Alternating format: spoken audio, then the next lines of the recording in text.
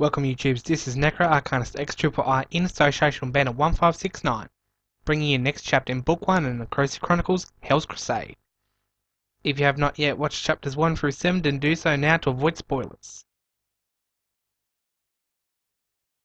Previously on Hell's Crusade, John and the children travel to Gormiston to pick up Jack and the new arrivals for the resistance movement, but a distress call reveals that Jack has been shot down over Derwent Bridge, and hordes of homeless people infected with a virus that mutates them into hyper-intelligent cannibals are starting to surround them with all kinds of evil intentions. After taking advice from Saberfang, who is familiar with the Nemesis virus from his unspoken past, and being granted the power of water magic, Vincent challenges the leader of the mutants to battle and wins, taking a weapon that is part sword, part gun as a trophy. But then, the corpse mutated into a colossal monster, and thanks to Adele's newfound power of time magic, as well as some assistance from Jack and his arsenal of mass destruction, the rebels defeat the monster before it can flee to spread its disease to a brand new area at the cost of the entire highway. After meeting some old friends who are more than willing to help fight the Empire, John and his family start heading home to begin playing their next move. This is Hell's Crusade, Chapter 8, Another Brick in the Wall.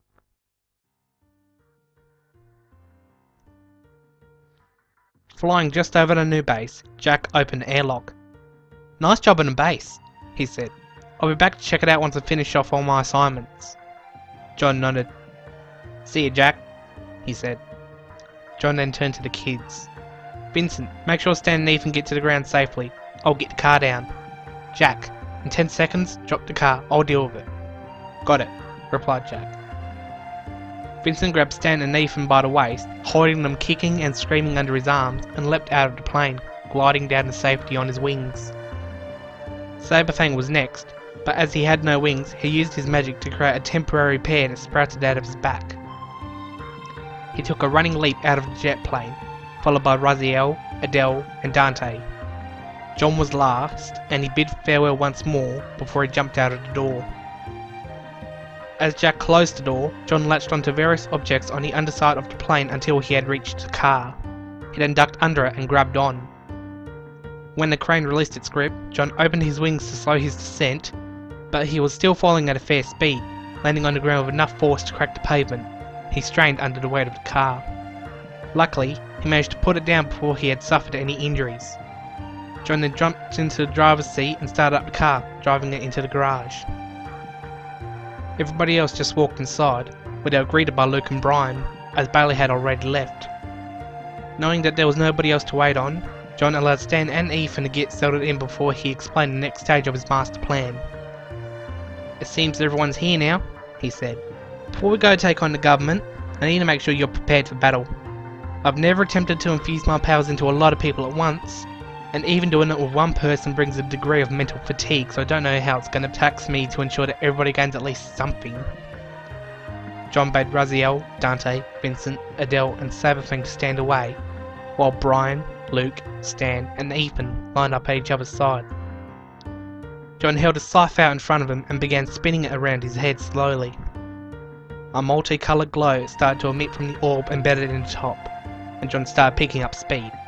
He struck the floor with one end of the scythe, and a flash filled the room. When the glow subsided, John studied what had become of his allies. Brian had obtained a wooden tiki-style mask, shaped like a skull that was studded with emeralds, and the lower jaw reached halfway down his torso. As well as his sacrificial dagger, he also had a voodoo doll tied to his forefinger. Plant-like growths emerged from his back and hardened, turning into wooden wings that sprouted leaves of various lengths to simulate feathers. His hooded robe had various objects magically sewn into it, such as insect husks and flower heads. Over to Luke, whose appearance had finally changed out of his prison clothes into an outfit resembling a cross between the prison jumpsuit and Vincent's original appearance. The only thing that made the flannelette shirt like the jumpsuit was that his prisoner serial number, 64429, was on a name tag sewn onto his back. In his hand, a massive golden battle axe with a blade shaped like a cartoony lightning bolt appeared, with a topaz jewel set in the top of the shaft, like John's scythe and the opal.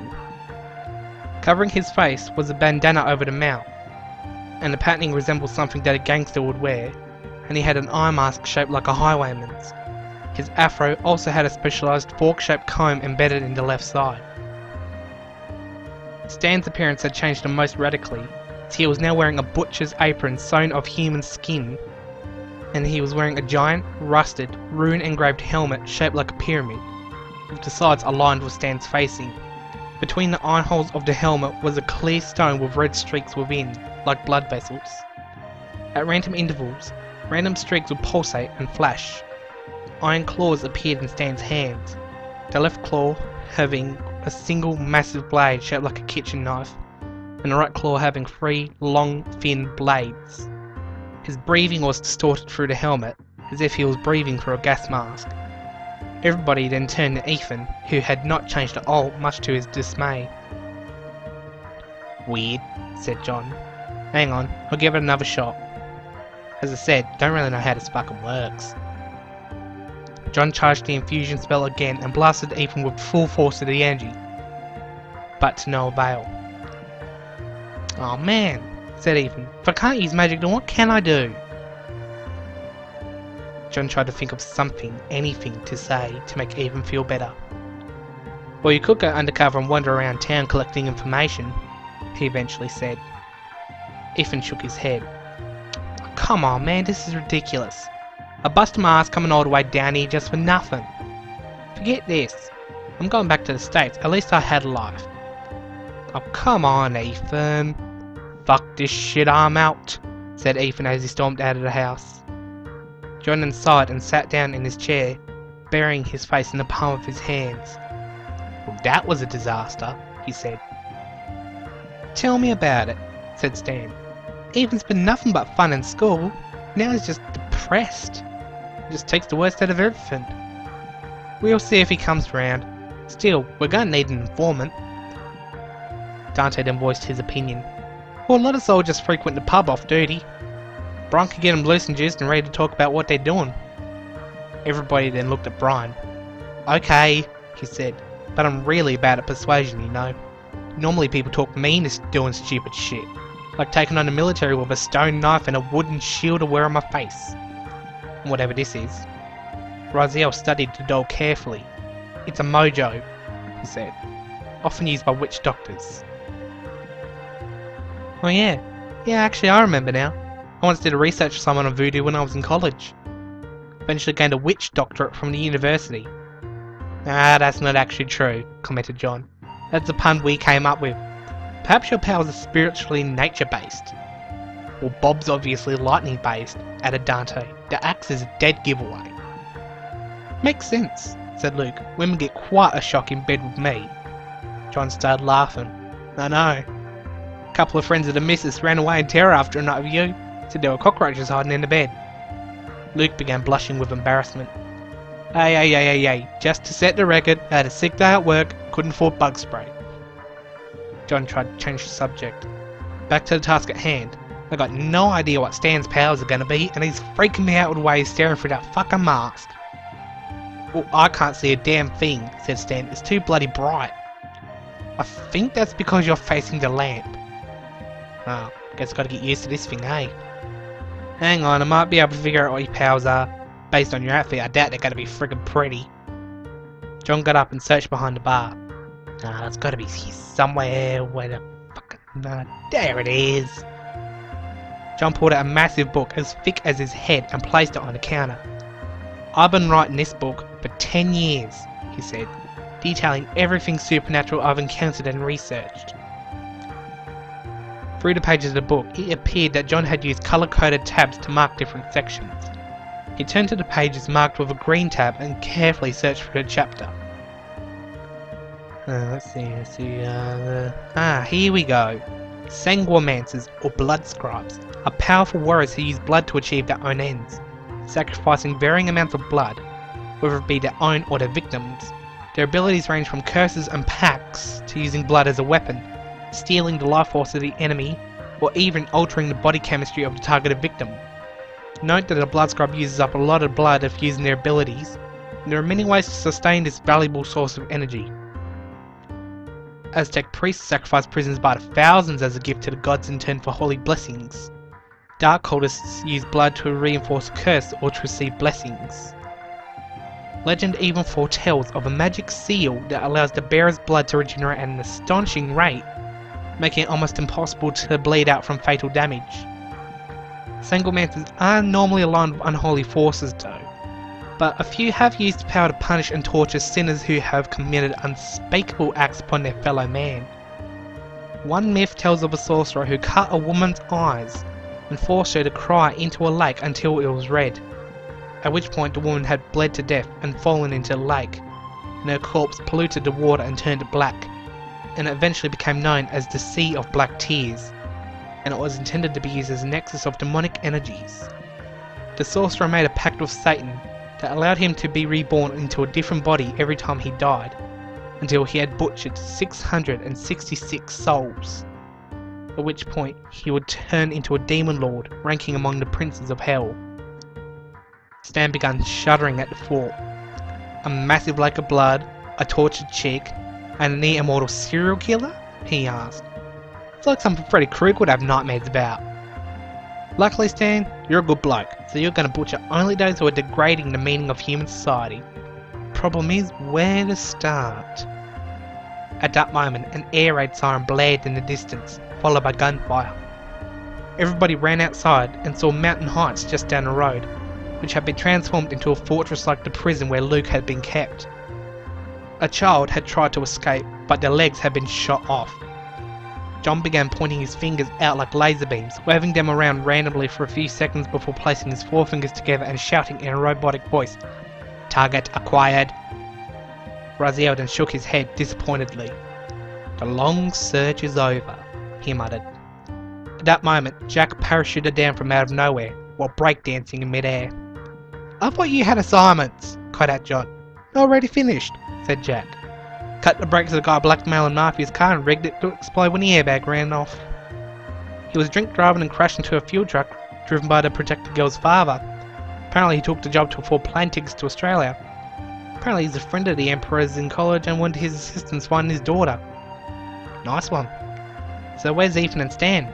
Well, Stan's the metalhead over here. Ethan's done a runner. Apparently he was immune to me infusing my powers into him, so he quit on us. At least now that you're here, you can take his place. John pointed his scythe at Jack, and the opal glowed once more.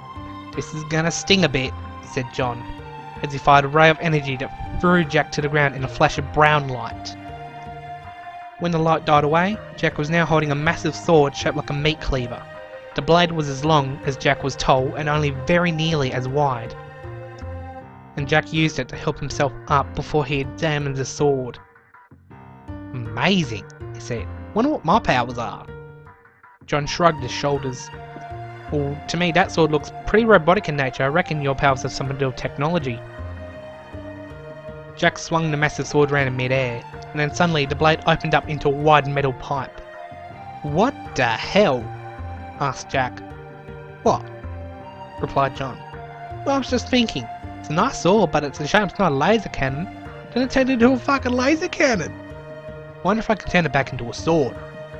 Just like that, the cannon turned back into a blade. Jack started to swing it around again, but then its weight off-balanced him and he fell over, smacking himself in the face with the face of the blade. As Jack stood back up, John noticed that a part of the sword had become stuck to Jack's face. You got a bit on your eyes there," said John. Jack felt at his face, and he realised that his eyes had been replaced by a machine that glowed with a brown light. Jack pried it off and began examining it. "Apparently it's some sort of metal visor," he said, "like the ones the snipers used in the Anzac forces. This has a zircon jewel for a lens, so it must have been used in the cannon mode as a targeting beacon." "I think you should put it back," said Raziel. "May not work without it." "I think this suits me. Look like Terminator or Robocop or something with it on." Jack placed the visor back on his face and turned to the soldiers standing outside the school. They were dragging the now dead child's body away. A brown beam of light emitted from Jack's visor, and the sword opened back up into a cannon. Jack mimicked firing the cannon, making an explosion sound effect with his mouth. He then turned back to the group and motioned with his free hand like a butler inviting a houseguest inside. "Shall we?" he said. John then crossed his arms. "I was just thinking," he said. "If we're going to be a kick-ass gang of vigilantes, we should have a name for ourselves." Stanton immediately jumped up, waving his arm in the air. I know, he said. How about handsome Stan and friends? Dante sighed. 3, 2, 1, face palm, he shouted. Everybody then buried their heads in the palm of their hands. What was that for? Asked Stan. Who's using the family brain cell at the moment? Replied Dante. You saying I got a screw loose? I don't think you got one screw fully tight. Vincent's mentally retarded and he can come up with a better idea than that. Vincent nodded his head and smiled with a stupid grin. We should leave this to the not-so-criminal mastermind, said Brian. Raz, you're up. Raziel nodded and began thinking in deep concentration. I could try a name in false Latin, he eventually said. While not a true form of a dialect, it sounds a lot more mystical, which would befit a group of magic users who use technologically advanced weapons based on primitive tools and weaponry. John then turned to Stan.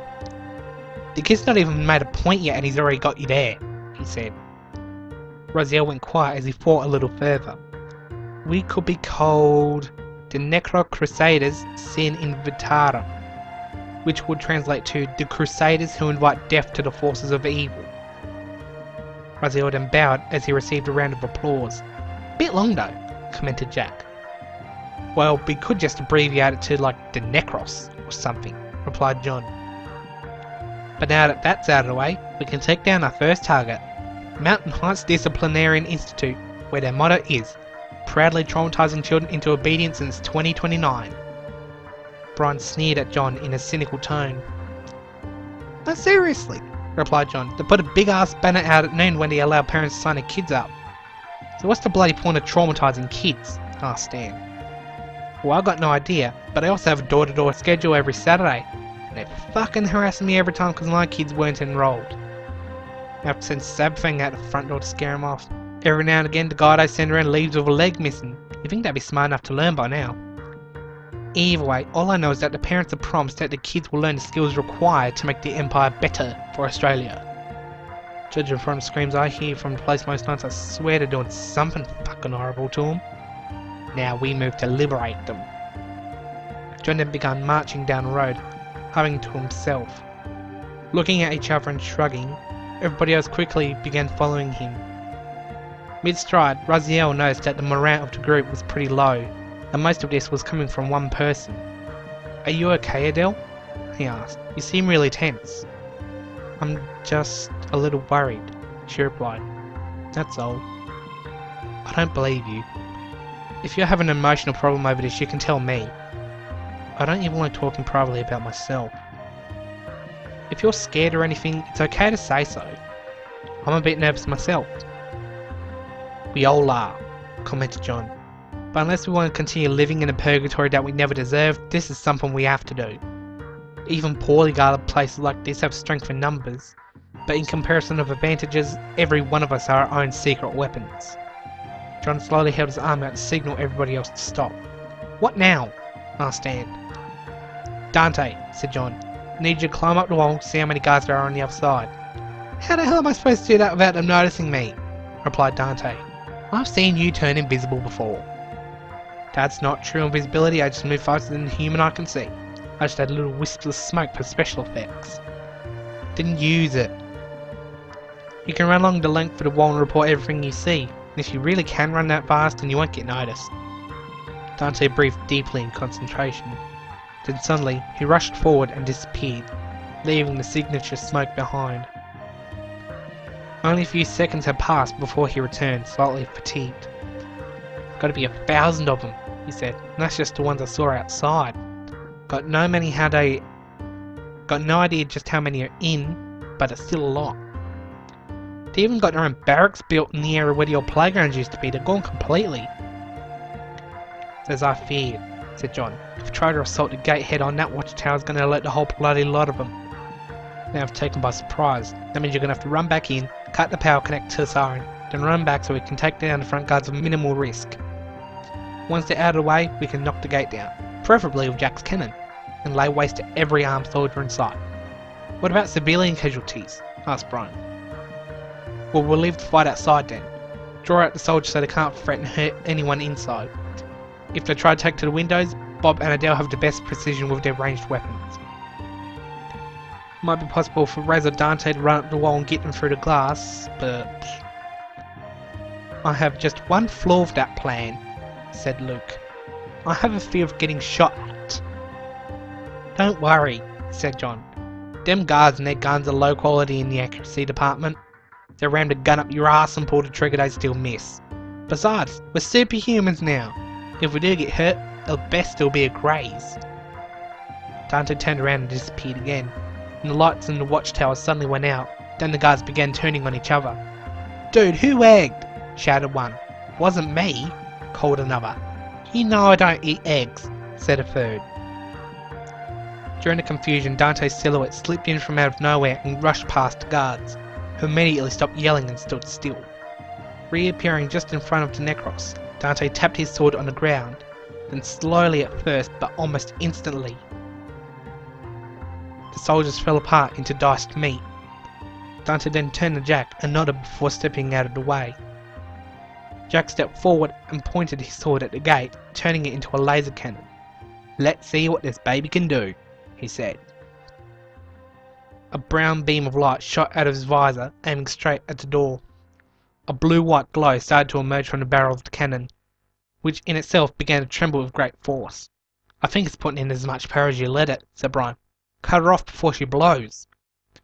Jack shut off the laser pointer, causing the cannon to fire a great blast of energy that began to shrink in mid-air until it reached the gate, at which point it exploded in a nova of atomic energy that almost liquefied the entire section of the wall, including the watchtower behind it. John then immediately gave the order to attack, and the Necros began running at the highest possible speed they could before John even finished talking. Dante was the first inside the gate and almost immediately began striking down soldiers moving to defend the entrance. Leaping high into the air, Dante looked down on the second wave advancing, then shot straight down, preparing to impale the nearest target. Downburst! He cried. One could almost see the amount of air piling up below Dante, and the instant he touched the ground, a sonic boom echoed throughout the land, and the guards surrounding Dante were crushed to a pulp by the sheer air pressure caused by him. Brian made an upward slicing motion with his dagger, shouting, "Terror break!" as the ground erupted in the stone spikes that threw the soldiers into the air and impaled them. A massive stomping noise could be heard as a heavily armed soldier, the size of Vincent, with a Gatling gun in his right hand, began running up to the Necros, charging up the gun. The soldier was dressed in regal-looking armour, covered in blades and spikes. "Elites!" cried out Raziel. "Looks like the Lich King from World of Warcraft," commented Brian. The elite pulled out a shield from his back with his left hand and held it out to brace against a counterattack. Saberfang then called out to Vincent. "Let's try combining powers," he said. Vincent nodded and raised his fist up high, drawing moisture out of the air that surrounded his hand like a glove. He then threw the water, which assumed a crescent shape as it flew across the field. Saberfang froze the water into a blade of ice, which cut down all of the soldiers in its path before reaching the elite. Saberfang then manipulated the beam so that it flew around the elite like a mosquito, distracting him. Vincent then caused water to burst from around the elite's feet, making geyser that Saberfang froze. "Freezing ring!" they both called out.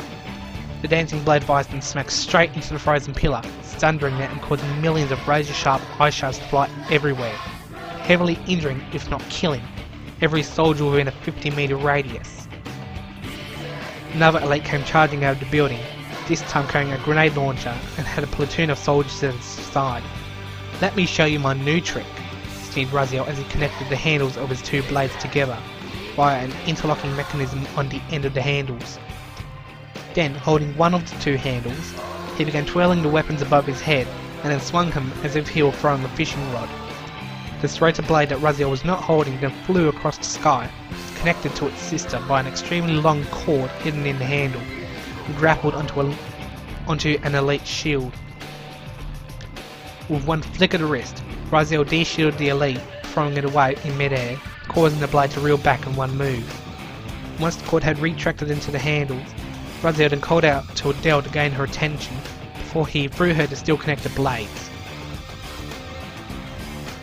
As Adele slowed down time to disconnect the sickle blades in mid-air, then reconnect them through the hole in her glaive. She then took the entire lot and threw it at the elite. Just before it hit, Raziel slashed at the air with an imaginary dagger, and the sickles separated onto their cords, making them tight enough so that if the soldiers were not carved up by the whirlwind of blades, the cord was taut enough to slice them in half. With extreme dexterity, Raziel jumped up as the glaive made its return to Adele and grabbed onto the handles of his weapons, freeing the glaive of them without disturbing its flight path. Clouds overhead then gathered as Luke was holding his axe towards them, which fired a massive bolt of lightning. Absorbing the electricity with his axe, he had swung it around himself several times. "Here's a shocker for ya," he said. "Judgment bolt." Luke rushed up to the first soldier in range and ran him through of the bottom end of the shaft. The lightning coursed through the soldier's body until he exploded like a lightning bomb that lethally electrocuted surrounding soldiers. Luke then shuffled around, singing while making a little victory dance. "We are rocking down to Electric Avenue." Stan then suddenly pointed up to the sky, continuing the rhythm of the song. "You gonna take it higher?" Everybody looked to see assault helicopters on the horizon, coming to back up the military. Raziel performed a dance of rapture to finish off remaining soldiers on the field. Then Dante began trying to fly up to the helicopters, but even then he was moving too slowly and only just dodged gunfire, forcing him to land. "We need a way to take him down," he shouted. "We need a way to hit him hard and fast." Everybody tried their ranged attacks, but they did not have enough reach. The best effort was Jack's cannon, and at best the explosion could only cause a little turbulence for the helicopters, which then countered with a salvo of rockets.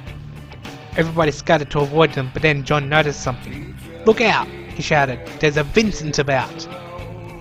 Everybody turned to see the final missile of the barrage headed straight towards Vincent. Vincent holstered his gun sword to his back, then punched his open palm expectantly. At the very last second, he grabbed the missile and struggled to hold onto it due to the power of its thrusters. Eventually it ran out of fuel and Vincent was able to throw the missile back at the helicopter that fired it with explosive results. "That's it," exclaimed Raziel. "Vincent can throw us up there and we can take out the pilots." Vincent then turned to face the group. "Adele," he said, "jump up." Adele jumped into a somersault into the air, and Vincent grabbed her by the ankles before swinging her around repeatedly in a circle to gain momentum, before letting her go at bullet-like speeds. Adele managed to grab onto the rails of the helicopter and climb up, tearing down the door with a glaive, then pulling the pilot out of his seat before throwing him to the ground. Vincent then proceeded to throw Raziel, Dante and Brian up in a similar fashion. "Why ain't you throwing Stan or me up?" asked Luke. "You're too heavy," replied Vincent. "I may be strong, but you won't go far." Luke then waved his axe with both hands. "I guess you're right," he said.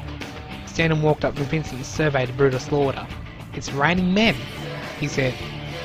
"Not often you see something like this. I'm going to take a photo." "Hang on," said Luke. "I'm going to cut your freaking nads off with those things. Let me do it." Luke took Stan's phone out of his pocket and held it up with his own to take pictures. "Lucky I'm not going to take a picture of the aftermath," he said. John then suddenly noticed, as everybody was flying safely to the ground, that Brian was missing. Suddenly one of the helicopters then turned on its comrades, and Brian was at the controls, firing missiles and an entire rainstorm of bullets at the remaining helicopters. "Yippee-ki-yay, motherfuckers!" he shouted as he took out all but one of the enemy. The two helicopters then fired a salvo of missiles at each other. The heat seekers collided with each other, apart from one on each side that took out the opposing chopper. Both fell to the ground in an inferno, and the Necroarcanist began running towards the crash site in fear. A new batch of soldiers had just entered the field, seemingly backup as they entered through the broken gate. They surrounded the crash site before the Necroarcanist, taking no notice of the rebels in the distance, and checked to see if anybody had survived. Nobody noticed that plants were entangling themselves around their legs. In a flash, the plants had taken on the form of organic spears and quickly killed the soldiers with impunity. The helicopters then exploded to reveal a large plant-like being, like the bulb of an unbloomed flower, sitting amongst the wreckage. Its skin seemed extremely thick, as it had sustained almost no damage. Then the bulb began to open, whilst withering away and dying at the same time. Brian was seen inside of the plant, seemingly unharmed from the crash. The dying parts of the plant seemed to be absorbing into his body through his legs and feet, although his robe made it difficult to tell if this was actually happening. What the hell was that? Commented John. That should have killed you. At last minute I dived out and into the grass, replied Brian. My subconscious must have tapped into my abilities and, well, had no idea I could metamorphose into a plant. So that plant thing was you? More like half me, as if it was a parasite that grew out of my spine protecting me from the crash. Well, I reckon we're going to go far in a vigilante business with abilities like that, said Raziel. But let's see where our first official mission goes. I reckon our next move should be to take on the warden of this death camp. Once they're down, the hierarchy will crumble like the Nemesis virus. Everybody began agreeing. We could also extort some information, added Luke. Question is, how shall we do it? Good cop, bad cop? Or shall we dangle them out of the window of a moving truck? If they're really stubborn and foolish enough, commented John, I say we mix it up a little. I'll tie them to the back of a moving truck with a rope. You follow them around on the bike with some sweet talking them into giving up their secrets. And I'll threaten I'll tie each of their lips to different cars and have them drive off in all different directions. Luke and John began laughing as the group began running towards the main building. And that was chapter 8. Pretty short. Okay, so now I've got a lot of new information to cover for you, namely inspirations. The chapter title, Another Brick in the Wall, is a reference to the Pink Floyd three-parter song, referring to how the rebels have decided to attack the school first. It makes sense, given that the lyrics of part 2 of the song goes as, we don't need no education, we don't need no thought control, no dark sarcasm in the classrooms, teacher leave them kids alone. All in all, it's just another brick in the wall. Anyway, onto the subject of the rebel's name. Raziel commented that his false Latin translation of the Crusaders who invite death to the forces of evil is not accurate, but sounds more mystical, and he is somewhat right. It's also a bit shorter. The fake translation comes from the terms necro, which is a Latin word meaning dead or death, sine, which is a dodgy way of saying sin, and not the mathematical function sine, and invitarum, which like necro is an actual Latin word roughly meaning invitation, as well as crusaders, which is English. Now, I found that translating into Latin and back is dodgy, as it turns out a whole Latin phrase is written differently than writing down each individual word. So the full translation is shorter than the word-for-word example, which I prefer to use. If you look closely at the sigil included in the screenshot for my videos, you'll find a banner with difficult to read writing.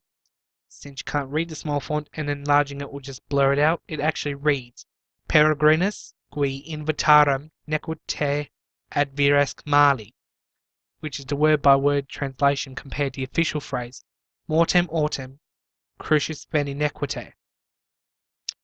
While I'm not fluent in Latin myself, I am interested in learning it, which began when I wanted to know the lyrics to Final Fantasy VII's One-Winged Angel. Luckily for me, the official wiki site has translations. Now, onto the subject of the new rebels and their powers. You may have realised I'm using a recurring theme in which each magic-using character specialises in a certain kind of magic, as well as having masks and wings. Namely, Raziel with Shadow, Saberfang with Ice, Dante with Wind, Vincent with Water, Adele with Time, Brian with Earth, Luke with Lightning, and Stan with Blood Magic. This was inspired by a certain cult classic game called The Legend of Dragoon, in which 7 warriors of the elements use dragon souls to achieve godlike power and save the world. Now, the Dragoon souls that they use inspired the usage of the Arcana in Hell's Crusade, but in Dragoon, the souls are actually the eyes of dragons who surrendered their powers to use, whereas Arcana are crystal manifestations of the owner's soul. However, I wanted a similarity in appearance of the Arcana, in which the dragon souls somewhat resemble a cat's eye, what with the elongated pupil and all in the middle. Anyway, while John and Jack also have Arcana, their powers are not so specifically stated yet.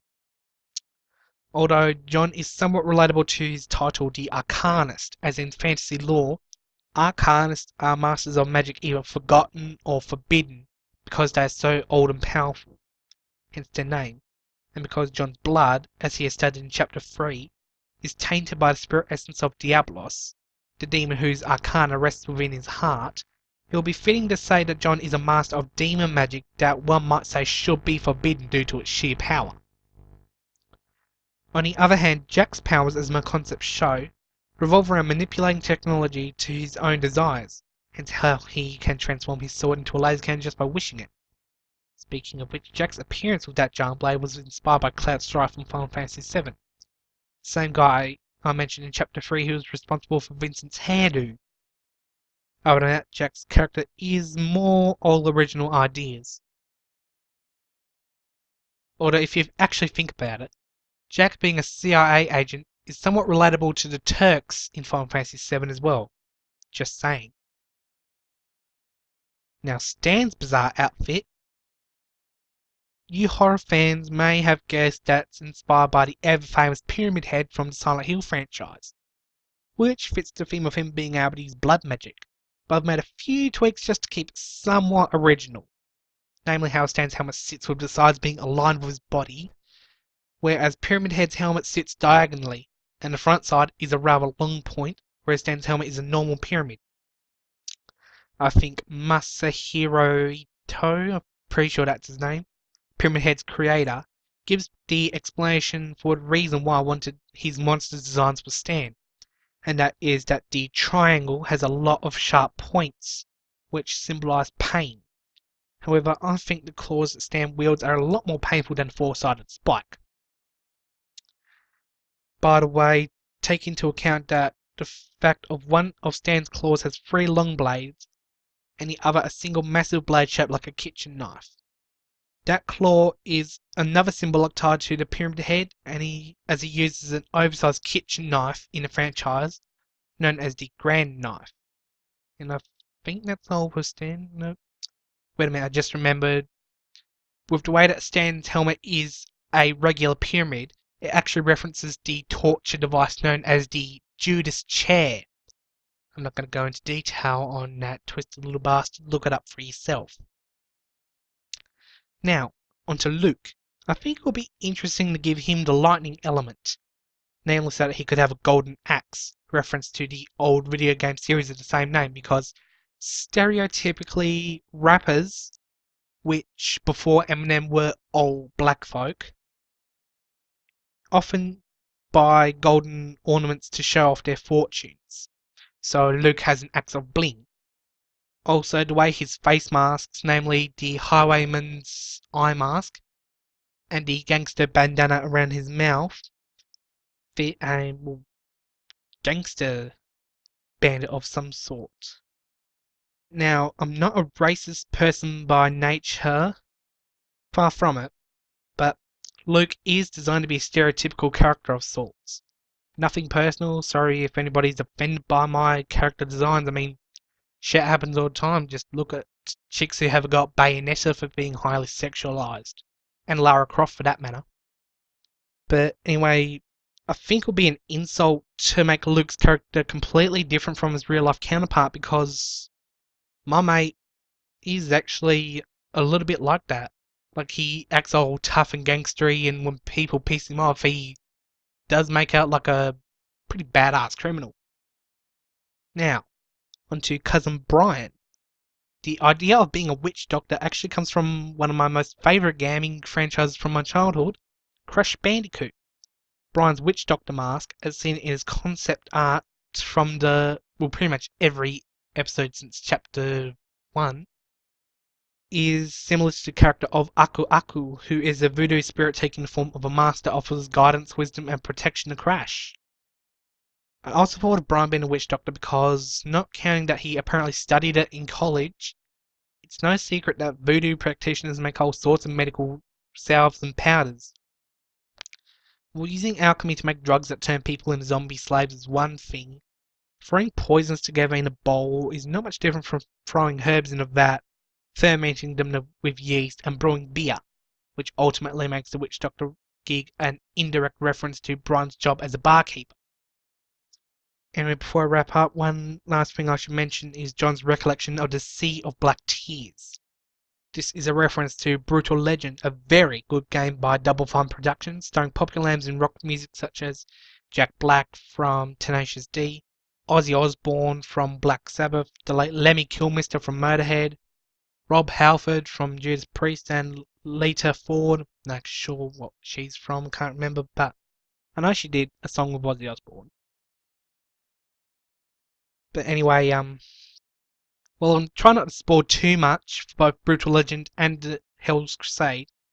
The Sea of Black Tears in Brutal Legend is very important to the plot, and the backstory given in Hell's Crusade is a mimicry designed to, spoiler alert, foreshadow a future event much later down the line.